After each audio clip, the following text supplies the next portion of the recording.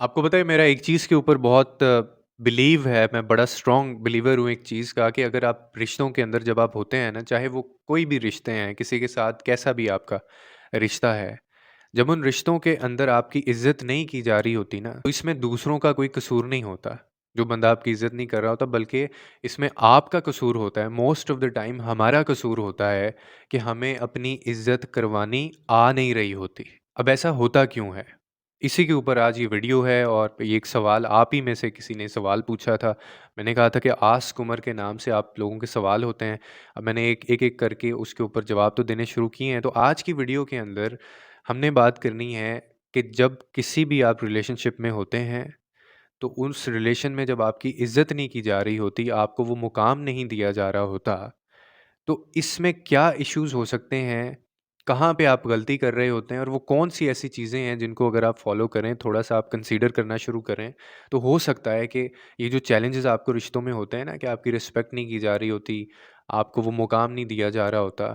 तो हो सकता है वो मुकाम तो तब भी ना मिले, लेकिन उसमें थोड़ी बेहतरी आना शुरू हो जाए। अब इसमें सबसे पहली ये चीज़ है जो आपको समझनी है कि जब आपकी इज़्ज़त नहीं की जा रही होती ना, तो ये कहीं न कहीं हम लोगों ने अगले बंदे को मार्जिन दिया होता है, स्पेस दिया होता है। कहीं न कहीं हम लोग शुरू से थोड़ा-सा लीनिएंट लेके चलते हैं रिलेशंस को।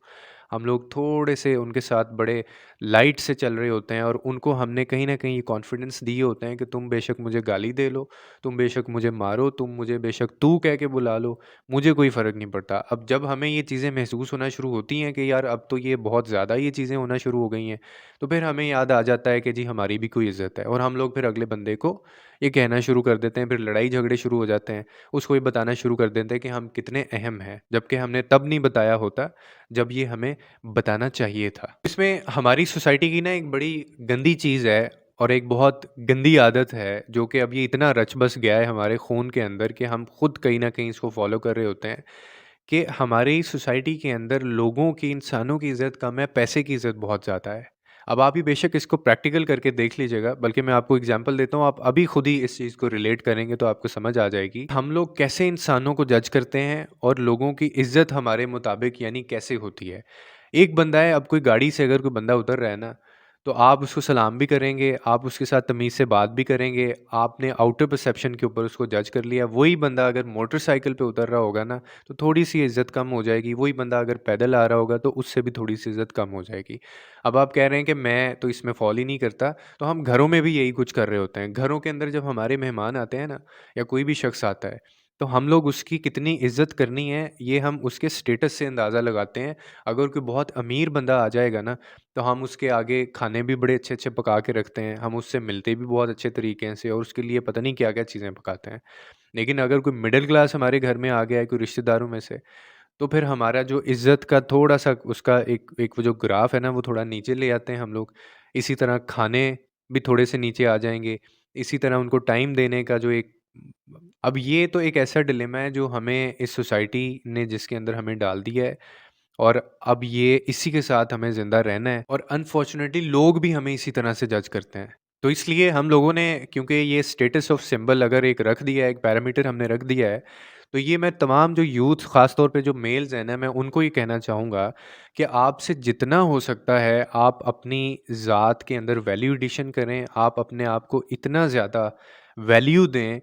कि आपके जो रिलेटिव्स हैं, वो भी आपको काम की वजह से पहचानें, आपके दोस्त आपको काम की वजह से पहचानें, आप जिससे मोहब्बत करते हैं, वो आपको काम की वजह से पहचानें, आपके घर वाले भी आपको काम की वजह से पहचानें। उसकी वजह ये है कि इसमें बड़ी सीधी-सी बात है, मैंने आपको एग्ज़ाम्पल्स भी दी है कि अगर आप बड़ी एवरेज सी और बिलो एवरेज लाइफ़ गुज़ारेंगे ना, तो आपके जो रिश्ते हैं ना, वो भी बड़े बिलो एवरेज से रहेंगे और लोग आपको ज़्यादा भाव भी नहीं देंगे। और वो मैंने बता दिया कि क्यों नहीं देंगे, क्योंकि आपके पास स्टेटस नहीं है, आपके पास वो लाइफ़स्टाइल नहीं है और आप किसी से बात करने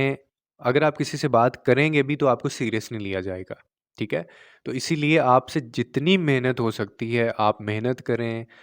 आपसे जितना ज़्यादा आप जितनी ज़्यादा खुद को वैल्यू दे सकते हैं आप वैल्यू दें, आप जितना ज़्यादा स्टेटस खुद का ऊपर लेके जा सकते हैं आप वो लेके जाएँ, आप शोहरत कमा सकते हैं आप शोहरत कमाएँ। लेकिन ये सारी चीज़ें एक बाउंड्री के अंदर होनी चाहिए, ठीक है? इसका कोई नेगेटिव एस्पेक्ट बाहर नहीं आना चाहिए और फिर आप देखें कि लोगों के बिहेवियर आपके साथ कैसे बदलते हैं और लोगों की चाल-ढाल आपके साथ कैसे बदलती है। अब इसमें एक और चीज़ है जो मैं अक्सर कहता हूँ कि लोगों के अंदर ना आपकी ज़ात को जानने का एक तजस्सुस मौजूद होना चाहिए। अब ये तजस्सुस जो है ना, ये जो क्यूरियोसिटी है आपको जानने का, ये आपने ही पैदा करनी है और ये आप ही ने मेंटेन करनी है और आप ही ने डिस्क्लोज़ करनी है, ठीक है? अब ये कितना तजस्सुस आपने किसको करवाना है, ये आप पे डिपेंड करता है। हमारा एक प्रॉब्लम ये होता है कि हम लोग ना हमारे अंदर लोगों को जानने का, लोगों के क्लोज़ होने का, लोगों के मसले हल करने का ना हमेशा हमारे सर पे भूत सवार होता है।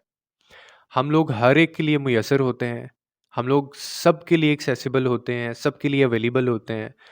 और इस चीज़ को शायद आप भी सेकंड करेंगे कि कहीं भी आपका रोज़ का आना-जाना या किसी के साथ अगर आपका कोई रिलेशन है ना और रोज़ उसके साथ आपके मामलात चलते हैं, बातचीत होती है, तो ये भी चीज़ कदर बढ़ा देती है। ख़ास तौर पे उन रिश्तों में जहाँ रिश्तों को सँभालना नहीं आता आपको, तजस्सुस जहाँ पे नहीं रखा जाता।